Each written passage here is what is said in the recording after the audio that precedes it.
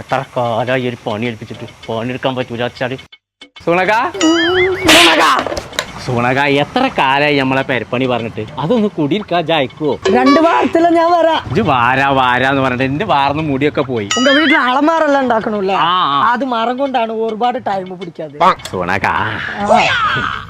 അന്റെ അത്ര തന്നെ ആ ശരിയാൾ മറ്റൊന്ന് പോയി ഇജ്ജ് പറയുന്ന സാധനം ഞാനാണ് കൊണ്ടുതരാം. അങ്ങനാണെങ്കിലേ ഒരു ക്വാർട്ടറും 2 ആംപ്ലേറ്റ് കൊണ്ടുപോവാ. ആംപ്ലേറ്റോ கோயக்கா இதே மாதிரி வண்ணத்துல ஒரு மல்டி வுட்னு ஒரு சாணம் கிடைக்கும். அது நம்ம ஏகேபி கடை இருக்கு தெரியுமா, புத்தனத்தானி, அங்க போயிட்டு வாங்கிட்டு வா. அது வாங்கி கொடுத்தா எந்த மெச்சம் சுனகா? அது செதல வராது, தண்ணில போட்டா ஒண்ணும் ஆகாது, நல்லா ஸ்ட்ராங்கா இருக்கும்.